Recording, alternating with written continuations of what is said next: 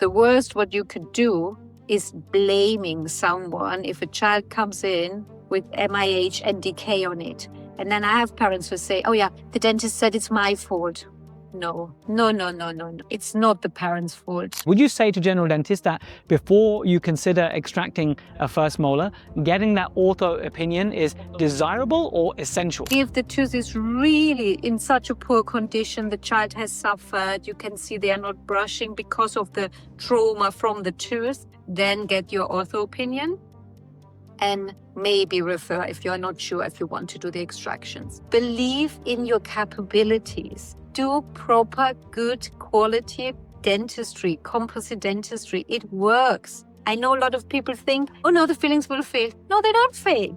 Do it good, do it with a rubber dam, do it properly, it will last, I promise you that. First permanent molars of poor prognosis. This is a real world challenge that we see as general dentists and pediatric dentists. I know this episode is going to be very popular. Not only do we have a wonderful guest in Dr. Nicole Sturzenbaum, but this topic is so foundational. There are so many ifs and buts and timing considerations, making sure the diagnosis is right, making sure the communication is right with parents. We're talking about those children who have an adult first molar, either due to caries or molar incisor hypomineralisation, MIH, which is being talked about so much more now than what it used to be. My own son has got the signs of MIH. He's getting these cheese molars come through. I remember how devastated my wife was when she started to see that first molar come through. These teeth will often be more sensitive. These teeth will be more prone to having caries, prone to breakdown. And so, should we consider extraction? What is the ideal time to extract these molars if appropriate? What is the cost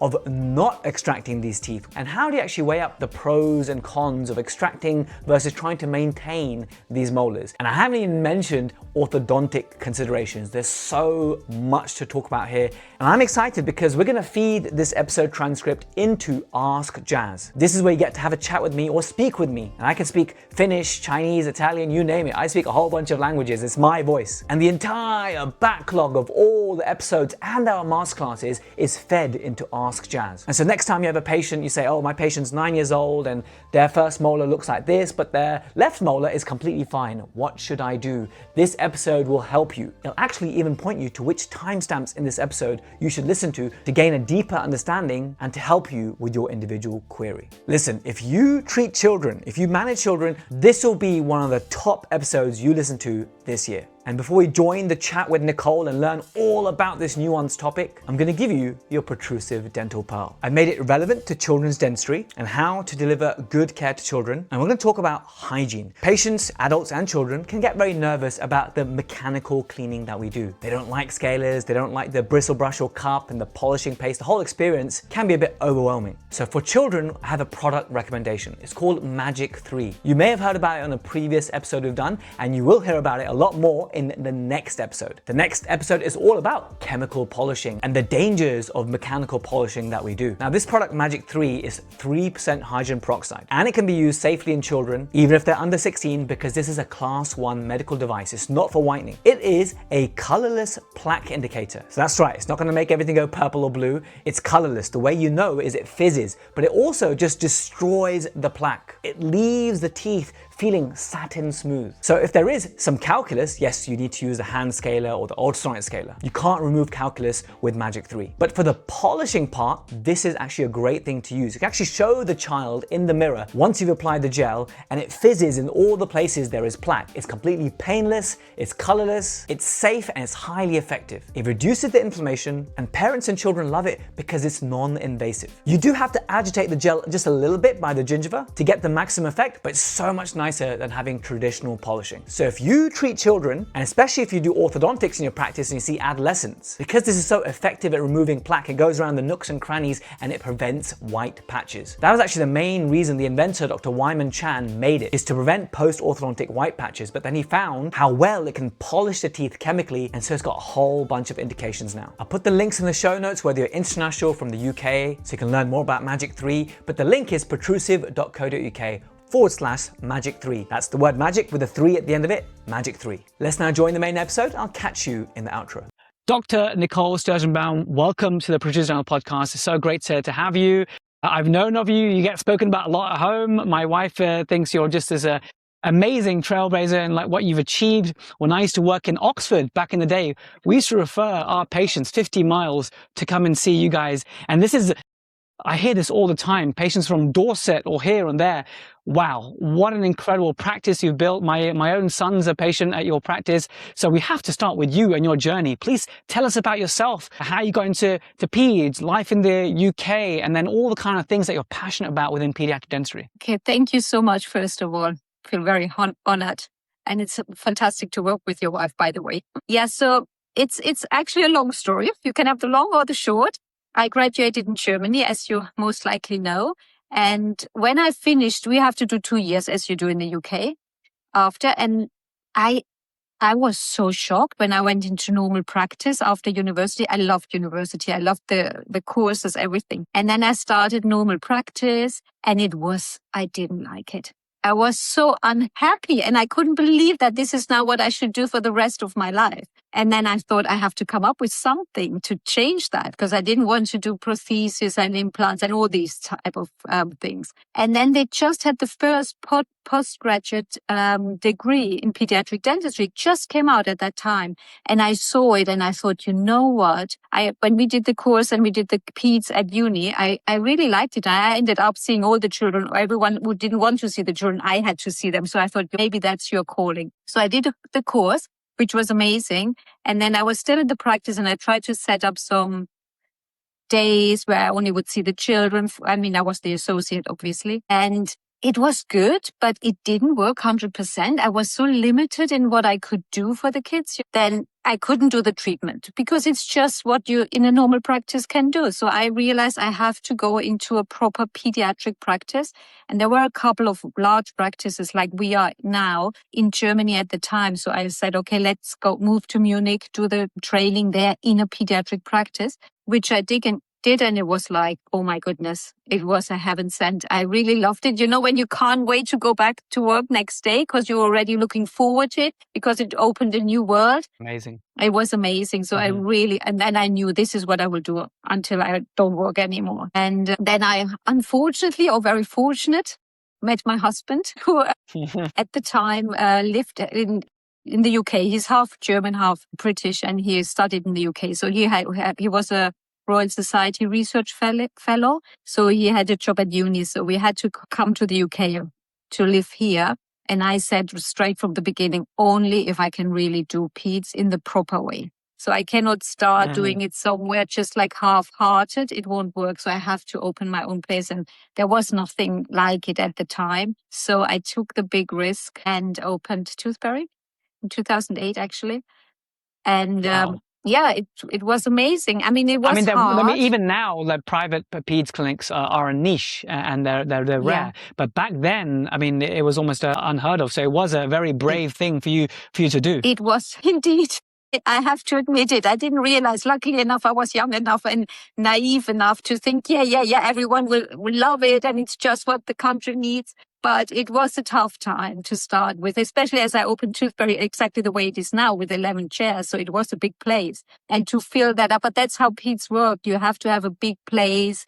So we had a couple of years. You really had to fight for it. But luckily enough, it worked out in the end. And I have a wonderful team, honestly, and wonderful dentists who came working with me and supporting me. And that at the end of the day, it's the team effort. And that's what really created that place and makes it different. Yeah, for sure. Well, I think we could have a whole podcast one day on qualities of leadership, right? How to be an effective leader, how to have a well-oiled machine. And so some of what I've seen in the clinic, everything runs so well.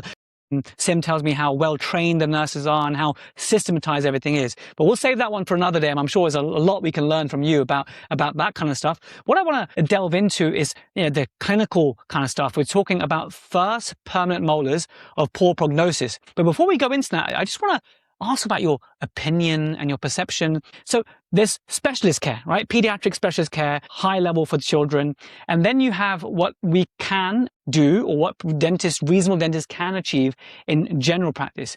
How does the general practice and pediatric care in the UK differ to general care in Germany? God, that's hard to say because I'm so long gone from Germany. It's like now 18 years. Initially, I mean, the focus on prevention is much bigger in Germany, for sure. But that's a state-funded thing because we have a similar system like the NHS. But in ours, prevention plays a massive role. Like when I just said that I set up a day for children, it's like it's NHS funded and you can just do toothbrushing schools, just sealants, hygiene sessions. That's part of the state-funded prevention system. And the children have to come and see the dentist twice a year to get their stamp. And when you're really later in life, even the adults, if you need like proper crown work or prosthesis, you get funded from the state depending on that you really went and saw your dentist every 6 months. You have to prove that. If you haven't done it, you won't get as much contribution. And I think that's key so to your everything. childhood attendance dictates that? I don't think they still look into the childhood attendance. I don't know exactly how many years they go back, but if you are 16 and you have never been to the dentist, you will not get as much for the bigger work. Of course, fillings and everything is different, but if you really need a crown or you need like a bridge or something like that, then they will look into that and contribute as much given how your attendance was. That's something where I come from. So the main thing is prevention. And which from my perspective still makes sense because it's an infectious disease. We can prevent it. Thanks for sharing that, Nicole. Now I want to ask about first permanent molars of poor prognosis. Is something I pitch to the community as well. It's a conundrum. It's something that general dentists face all the time when these sixes or first molars for the international audience are erupting and they're broken down, or at a very early age they get severe caries. And so it's a decision-making tree because we know that we could intervene and allow the second molars to come in place, but it's a big deal often. We'll talk about why it can be a big deal for parents. I'm sure you have lots of lengthy discussion with parents who may be shocked at, oh my goodness, my child needs an adult tooth removed. And we'll talk all about management of the parent, which is often more tricky compared to managing the child. But if we take it all the way back, can you just describe us the patients that you guys get referred and you see? For what reason are these first permanent molars in a state of poor prognosis? Is it MIH? Is it caries? Or a bit of both? What is the number one reason that you guys see? Yeah, 100% MIH. So the MIH is the beginning of everything.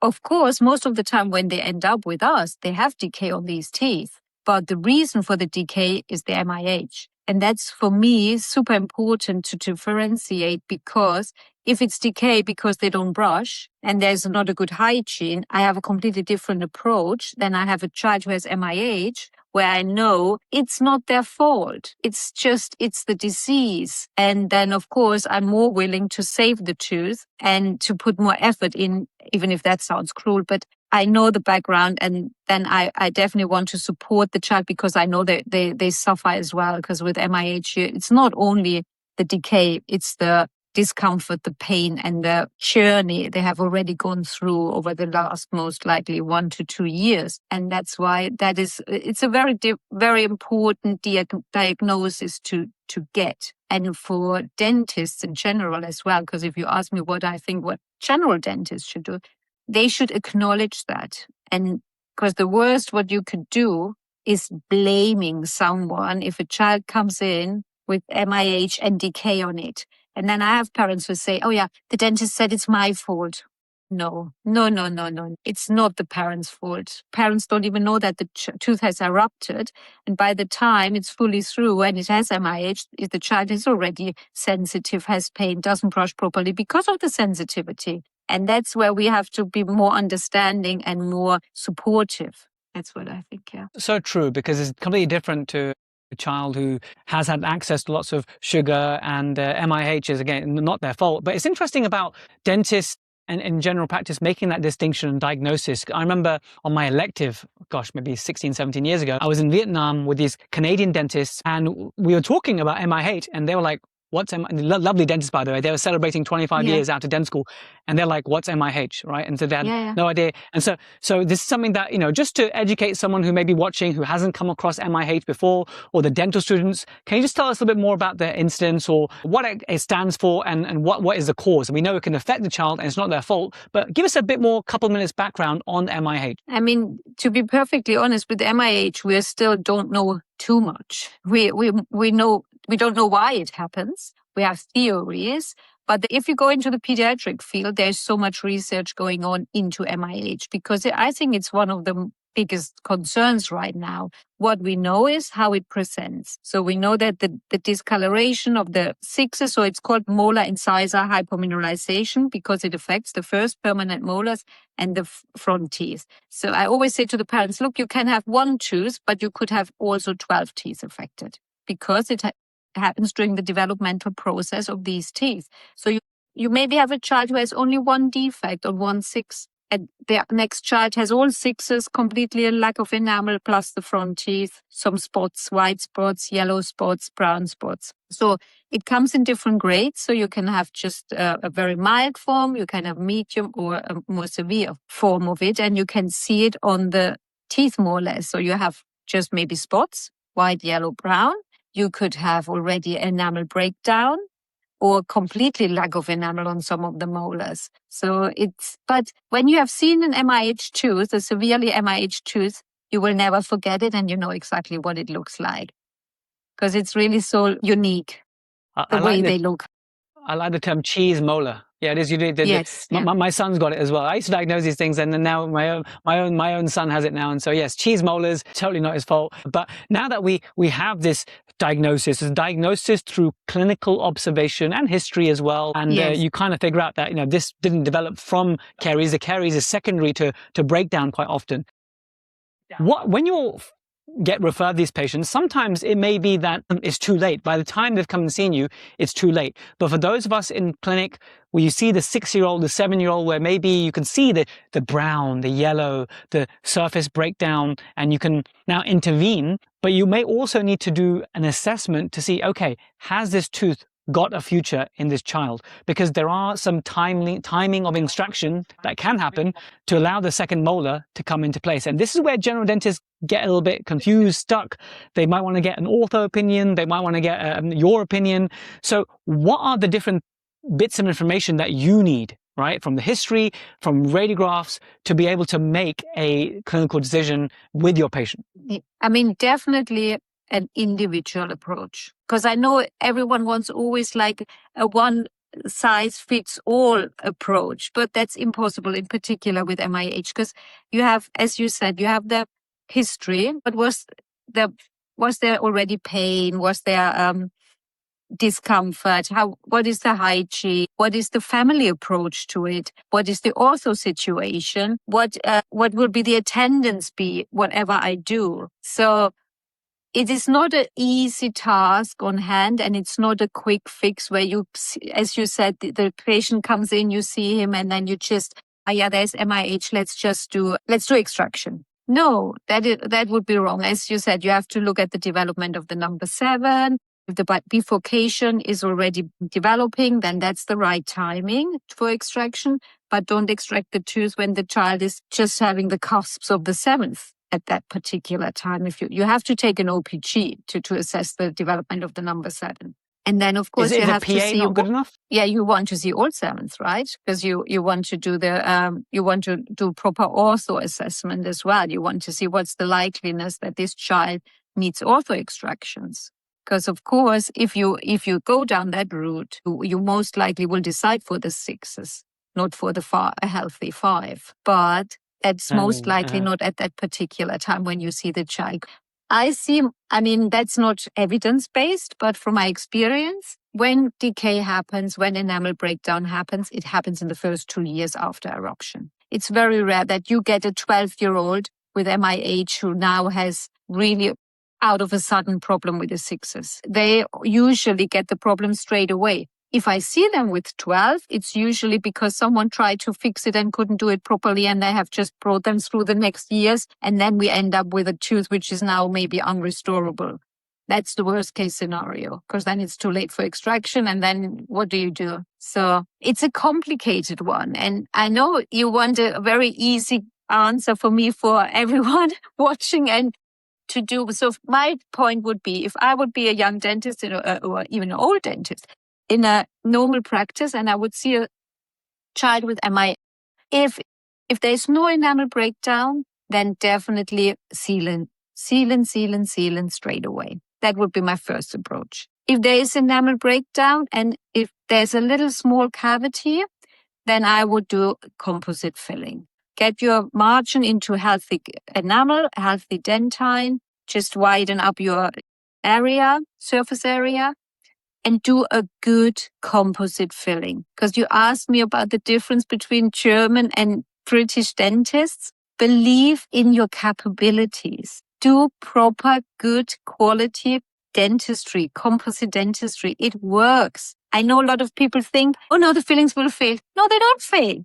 Do it good. Do it with a rubber dam. Do it properly. It will last. I promise you that. So that's one point that would be my first approach. If the tooth is really in such a poor condition, the child has suffered, you can see they are not brushing because of the trauma from the tooth, then get your ortho opinion and maybe refer if you're not sure if you want to do the extractions. Alternatives are stainless steel crowns, pulpotomy, but it's really getting complicated if you go down that route, because you really want to see, do you really want to save the tooth for the long run? Or do you have a 6-year-old, you just want to keep the tooth until they are old enough for the extraction? So, and then of course you need the parents on board. You want to see, what do they really want? Do they really want to put all that effort in? Is it worth for them to really get the best result? Or do they want a quick fix? It's so many factors and you have to consider. It's too many factors, because there's the whole orthodontic element, the hygiene element, how sensitive it is, and age being a huge one that you get to make all the decision, as well as the parents' wishes. And there's so much. So I appreciate there's no answers, but those guidelines you've given are very helpful. You gave some nice scenarios and a clear message that if you see these patients early, which we should be, right? We see our 6-year-olds, we see them twice a year, sometimes 4 times a year if they're higher risk. We get to do that intervention in general care. We don't want it to be a scenario where we just leave it, let it brew and become that 9-year-old with a much bigger problem. So it's important to get early diagnosis and prevention, including fissure sealing. So that's a great guideline that you've given to us. When it comes to the, let's say stainless steel crown, which maybe I'm jumping a bit, but when you place a stainless steel crown or a preformed metal crown, tell us if there's any, if that's the one you do. Is that always with a view to buy some time before the extraction? Or is that a view to have a definitive crown when the child is older and the gingiva has matured? What's the mindset when you guys place a metal crown like that? I mean, definitely one would be, for example, if we know the prognosis is poor, to keep the tooth until we have the right window of opportunity for the extraction. That would be one option. The other is to keep the tooth. Yes, definitely. To just protect it for the time being. Sometimes you don't even have big defects, but you have a high sensitivity. And with the stainless steel crown, you coat the tooth, the child will be pain-free. And then if you don't drill a lot, because you don't have to drill a lot, you maybe reduce a tiny bit of height, if at all, and then you put that crown on. And then when they are 15, 16, you can take the crown off, and then you only have the defect in question. And then you can maybe do a ceramic inlay or composite inlay. And that's where the international standards are going more and more to do composite inlays on the hypo teeth. But of course, you have to have a certain age. You want to do that on a 6-year-old. It's much too much. But if you have a 10-year-old who now maybe had already composite filling, doesn't work 100% anymore, have some shrinkage or whatever, then the tooth is completely symptom-free, then you can already at 12, you can put a composite onlay on. Yeah, but so that's more and more what it goes to. Remove so when time comes to remove the metal crown, I'm just trying to imagine you when you remove the crown and you clean away the cement. At that point, you said there's a ceramic option, composite option. Again, the patient's still young, hence why the resilience and the minimal invasiveness of composite comes in. Would this be like a direct composite, like overlay to just hug the entire tooth? Is that what you have in mind? Just an occlusal, if it's only a occlusal defect, again, it's very much driven, and the decision for really keeping the tooth in the long term depends on the size of the defect. Of course, if you have MOD, a breakage of the enamel, then that's making it really difficult to really think, okay, that tooth has a long-term, really good prognosis. But if you just have this really high sensitive teeth where you can with normal composite not get the child out of sensitivity or pain, then a little protection crown will do the job for the time being. And from my experience as well is you have these super high sensitive teeth at the beginning, but they settle down. You know, you have a child who maybe now needs a composite filling, just occlusal composite filling, but it's still a bit sensitive. But as long as the tooth is in the mouth and matures, and you use your MI paste and fluoride applications and all these things we have these days, then it will get better. And the teeth are symptom-free after a few years. But you need commitment. I always want to know more obviously. about these. But knowing more about these crowns is really useful for us to consider as an option. But let's say we are thinking, could this patient be a candidate for extraction and getting that ortho opinion? Would you say to general dentists that before you consider extracting a first molar, getting that ortho opinion is desirable or essential? It depends on your knowledge. If you feel very confident in ortho and you know, okay, this is severe crowding, this child will for sure need ortho extractions at some point, then you feel confident to say, look, we take these teeth out. There's no point in now trying to do propotomies and crowns on that tooth. And then in 3 years' time, you need a fixed brace, and then we need extraction. And then what do we do? Then you can do it now. I mean, I'm just literally have finished my last sedation of the day, and I just took 4 sixes out because of hypo. And it was from an orthodontist. It was a referral from an orthodontist. So then that's easy. I mean, I will not interfere with his decision. That's good to know. I think it's important. I think most general dentists probably will want to get an ortho opinion because it's a big thing to justify to parents. I'm sure we're going to get into that discussion of communication with parents, but just talking specifically about timing, that window, ideal window, can you just describe classically in the textbook, yes, there's a chronological age, but there's also an age of the radiograph in terms of the dental age. So can you give us some ideas from the OPG to look at exactly what you're seeing, and when is it too late and when is it too early and when is it just right? I mean, definitely don't go by chronological age, because we all know that your age doesn't show the status of your dental development. So always take an OPG, please. And then look at the bifurcation of the number 7. If you see there is already the bifurcation starting, that's the perfect time. If it's a little bit before, a little bit after, then of course it's fine. But if you have a full developed number 7 in place, you know the gap will not close naturally. You will need then you can always include the orthodontist to close the gap for you. But of course, what we do as well is not only we look at number 7, we also look, is there evidence of a wisdom tooth? Because we want the children to have 2 molars in the end. So I'm much easier to go. And as I said, it's such an individual based decision I do that it's hard to say do this or this. But if I have a child who has no number 8s, no wisdom teeth developing at all, I really feel a bit uncomfortable taking the 6s out.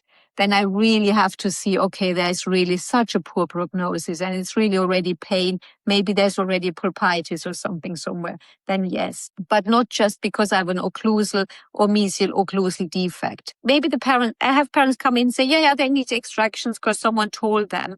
I would even convince them not to do it if I'm convinced that it's the right call, because you can save them really well and with a really good long-term prognosis. So, but look at, as I said, look at the 7, look at the 8, look at the ortho situation, look at the pain, look at the history. So you have to consider everything. With these patients, when like you mentioned the parents, so you see both scenarios where parents come in with a preconceived idea because another dentist has perhaps told them that, hey, I think these need to come out. And in those scenarios, you're thinking about the patient and their best interest, and you're advising, actually, you should consider saving these teeth.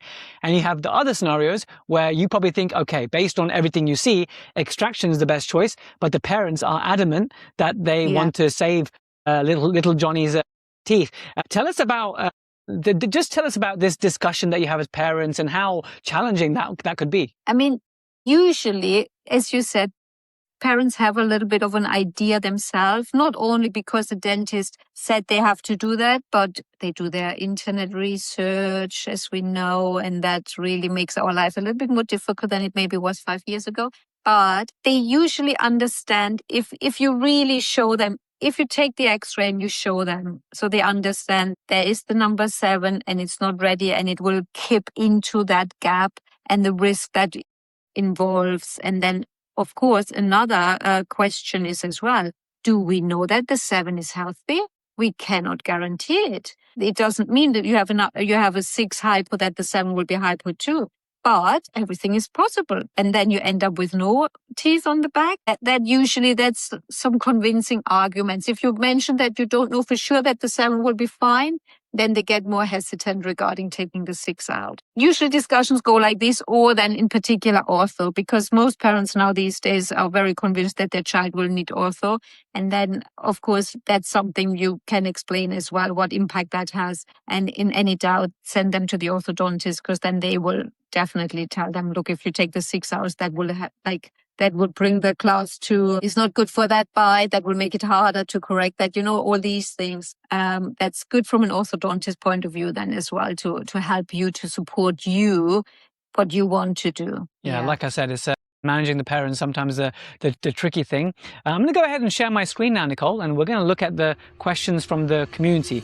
Hello, YouTube Protrusive. I know you're watching on YouTube, and I hope you're enjoying this episode so far. But I wanted to highlight, in case you don't know yet, we have an amazing viewing experience on protrusive.app, our website, our network, our platform. So I just want to spend a minute to show you what this looks like. On the left side, you see the navigation, and when you join the app, you get a 1-minute video tour of the entire network. Now, in terms of where the magic happens, that's in the Protrusive community, because you might come for the content, but you'll stay for the community of the nicest and geekiest dentists in the world. We have all these polls, we have a chat group, there's always active chats and dentists helping dentists. And really what I want to do is create a really supportive environment that's not like the environment we have on Facebook, and it's built on the values of niceness and geekiness. If you are nice and geeky, you belong here. Now, to make this a safe space, we have a manual process of approval. We actually verify that you are a dental professional before you get in here. So we have hundreds of applicants a day. So if it's been about 2 days and you haven't heard anything, either something's in your junk or you need to reach out. If you're still waiting to join your tribe, email marie@protrusive.co.uk. That's MARI@protrusive.co.uk, and she'll investigate what's happened. Now, all the videos you have on YouTube are also on here, but you actually have some extra ones for free that you don't have on YouTube. So you get some bonus content that's not on YouTube. And actually for the future, I'm not taking things out of YouTube, but some things are not appropriate for the wider public, and I want to sort of safeguard that information, which is like dentist talk, if you like. So that's why a lot of the content is only here and not on YouTube. So you're kind of missing out if you're not on here. That's why I'd love for you to join there. And if you join one of our paid plans, then what you get is access to the CE quiz, like this one, and you can get CPD or CE certificates, and also you get our premium notes. So these are a great aid memoir or revision for an episode to really cement your learning. And whilst we have ads and YouTube places ads on YouTube, we don't have that on our network. So for the paid plan, you get to see all of the premium notes without any of the ads. And of course, you get to support Team Protrusive and help us to continue what we're doing. I'm just going to gloss over the Protrusive Vault, which has all our infographics and downloadables. These are all our masterclasses at this moment in time, and we're always planning to add more. And if you look at them, there's about 1, 2, 3, it's about 7 of them. But actually, if you look at the replay section, some of the live masterclasses that I've done and some of the training that people pay for on other websites is all on there, included as part of the masterclass subscription. And if you're a student, don't fear, we have a special section for you with all the student notes, which anyone can access. So for example, here is one on exodontia. So it's all there waiting for you on Protrusive Guidance. Please head over to the website, which is protrusive.app. Make an account on your browser. This could be Safari, Chrome, however you want to do it. And once you've made your login, then you can download the iOS or Android app and then log in through there. So the reason to make the subscription primarily on the website first is that you get access to a free trial, which you don't get if you do make an account on Android, iOS. If you make it on the website, you get access to the free trial, and you get our best price if you sign up through protrusive.app. So our best deals and free trials are only on protrusive.app. Of course, we always put the link below in the description, and thank you so much for enjoying our videos on YouTube. But it's now finally time to level up your experience. Back to the episode. So the Roxy has asked about best time to extract a first molar. You already said it's when the bifurcation of the 7, you start to see it radiographically. And the other key point to highlight is please take an OPG to make that assessment, and also look for the crypt for the wisdom teeth. Please add that summary if you'd like, but I think we've already answered that one. And Kostas has asked us, he works in Switzerland, anesthesia tips for children, and the reason he's mentioning this is because these molars, MIH molars, are classically textbook, just a bit more sensitive and possibly even more difficult to numb is what I've read. Any tips that you can give the general dentist to help these children get numb, maybe even for the fissure sealant, like they need to be numb for it, or the composite that they may need? Perfect. Super question. Thank you very much, because that's something I wanted to mention anyway. I forgot about it yet. Is yes, they are really hard to treat, these teeth, because they are very sensitive and they're really hard to numb. So what we now do, if we really know the child is already so sensitive that even when you do the checkup, that they are so worried because they are so used to this sensitivity and pain. So we give them, which is a new schedule from the EAPD, European Academy for Paediatric Dentistry, to give a Nurofen before the treatment. So we would say give it 6 hours before. I think I don't get me on that 100%. We have it written down. 6 hours before, and then an hour before normal age-related Nurofen, just to help with the sensitivity.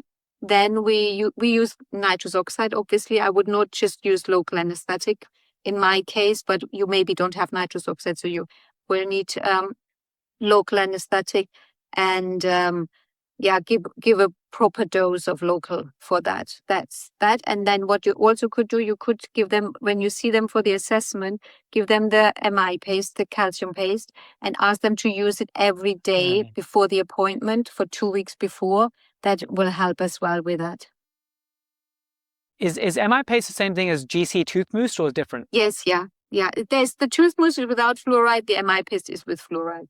So use the tooth mousse. Understood. That's usually what we recommend as well. Yeah, the tooth mousse. Perfect. Definitely use that before and after. Tooth mousse the and then the Nurofen as well for children. That's a top tip right there. Thank you. Louisa asked about how to treat chalky hypomineralized molars. Chalky hypomineralized molars. I mean, more or less, if it's like the full tooth, then start with sealant.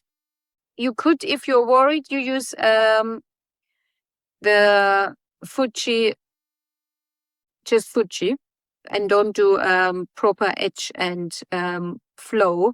But if you really have a dedicated area, then I would just use etch and flow or HelioSeal or something like that. If the sealant doesn't work and doesn't last, then I would go down to maybe a protection crown. If it's really sensitive, if it's fine, then I would use just seal it and use the tooth mousse and monitor it. If it's amazing. Proximal, you could we use Icon as well for proximal, but that's quite technique sensitive as well, to doing proximal Icon if you have already something a little bit porous on the proximal surface. Anis has asked a question, which is pretty much something you said already. The decision tree is very complex for a hopeless first molar.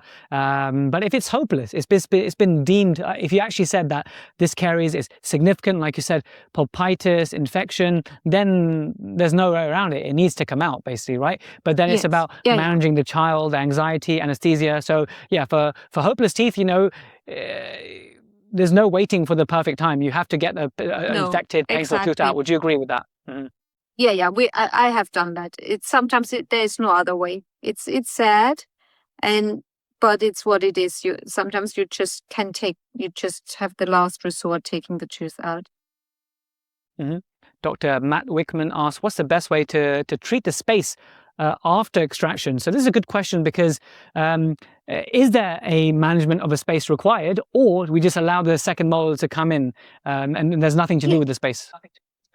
No, I mean, if we have the right timing, we let the second molar come in.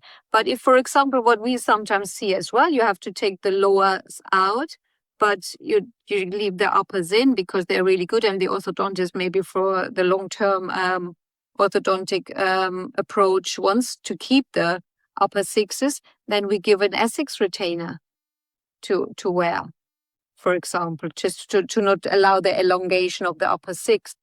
That's an option. And I don't think I've ever done a space maintainer for the six. No, never. And so the Essex, for those listening at home, the Essex is given for the upper teeth, right? Because you want to prevent the overruption of the upper molar. Yes. Is it just one, or do you want to take two out, or do you take all four out? Because if, as I said, you maybe have one tooth which is really bad and all other three are in a really good condition. Do you really want to take all four out? So at the moment, at the beginning, what I can see from referrals I get, at the beginning, I always got referrals for all four.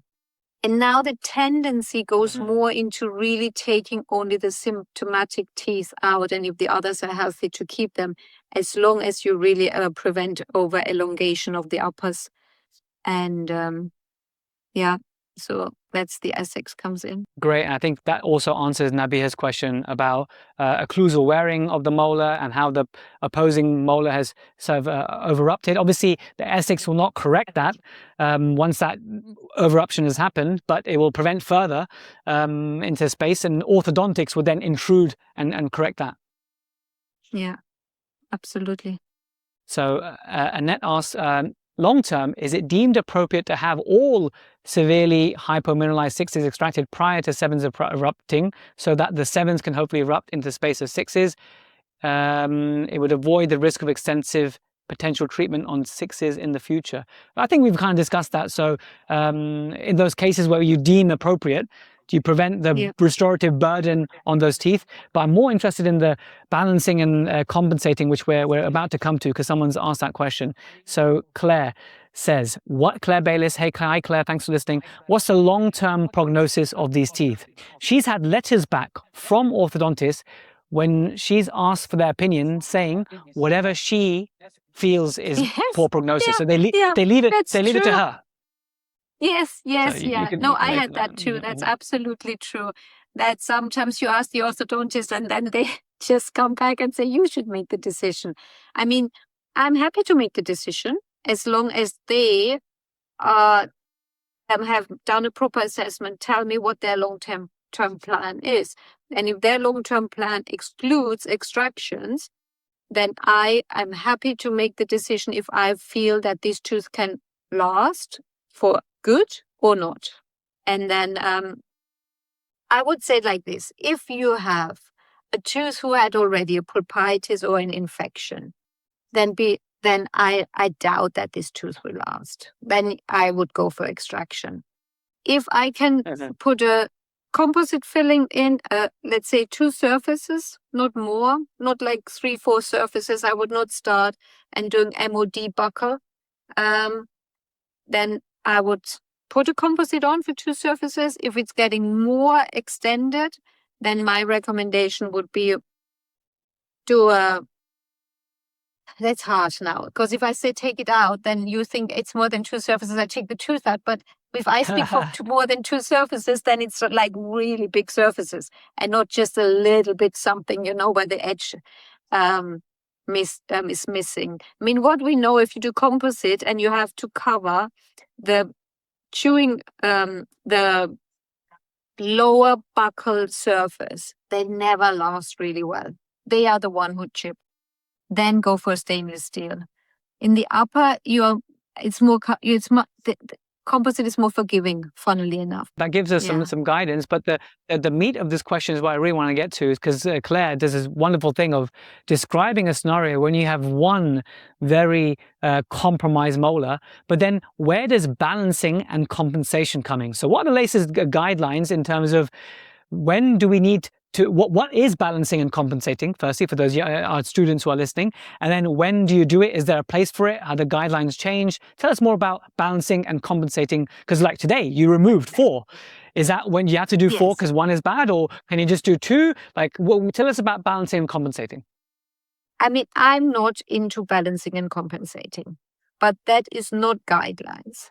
This is what I do. I would not take 4 teeth out because just to balance something out, because I don't believe in it. But that's like, you cannot print that and not even put it in the internet, because I would always work with an orthodontist. And if I say, look, I only want to take that 1 tooth out because that's the really compromised tooth, the others are fine, I would get the orthodontist on board and would say, look, can we work with that? Can we make it work for that child? And if they say yes, then I will do that. It's I would say, and now I'm really getting into troubles, it's a very English thing, compensating extractions. It's not a European thing. What's the rationale? What's the rationale of this British thing of, so compensating is basically when you remove the opposing tooth, right? That's compensating, and balancing is when you do the contralateral side. So what's what is the potential rationale that someone may argue for compensation, and what is the rationale? Obviously you don't believe in it, and that's fine. I like my clinicians who come on the podcast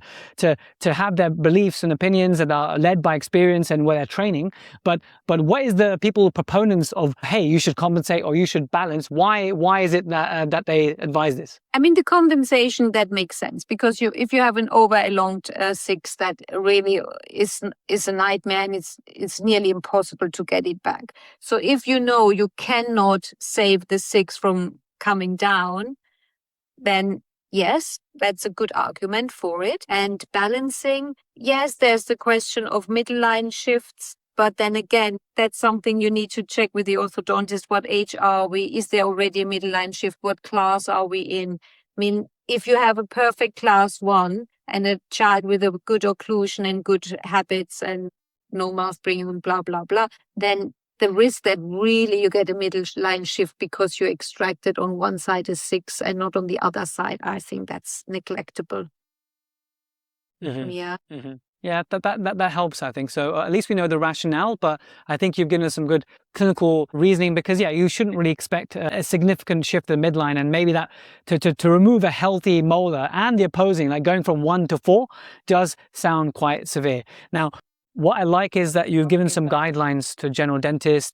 We've highlighted that this is a multifactorial decision involving potentially the orthodontist, the parents, the different clinical scenarios, the age, the radiographic interpretation. And I feel like we've done a good job of summarizing these things, and I've asked you some very tough questions. So thank you so much for that. Are there any other things that you wish to pass on to general dentists who are tuning in today about this topic of first permanent molars of poor prognosis? I mean, I definitely would say another thing which we haven't touched on yet is really like considering the pain threshold, and to really take that seriously. And the question from the Swiss dentist was really, really good, because if you think, oh, this has a small cavity, occlusal, and I will just now do a composite filling, but the child already flinches when you even use the air, be super careful if you only can use local and maybe Nurofen, because this is where they get traumatized. And this is where then we really end up in needing sedation, general anesthesia for a child like this.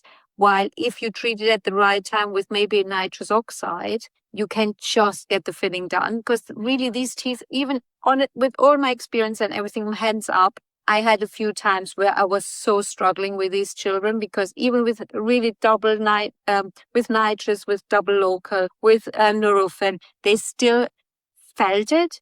And you really feel like, oh God, and it's so horrible, because you want to do a really good composite, but you can't do a proper composite because you can't dry the tooth. Because as soon as you get with air and you think, yeah, they had local 1.7 mil, 3.3 mil, and still they feel the air.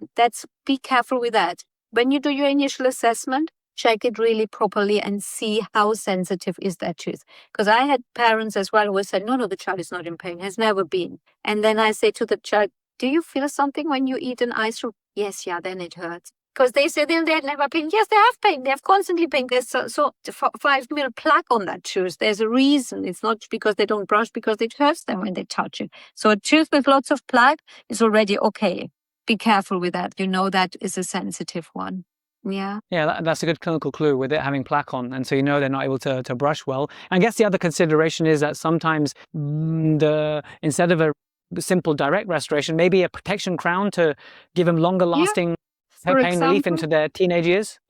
Yeah, and even if the tooth is just an eruption and you already see it, it's like sometimes you have like a tooth is just half through, and you already see that the part of the occlusal surface is so severely hypo that even in that 2 months until it really reached the height, you know there will be decay.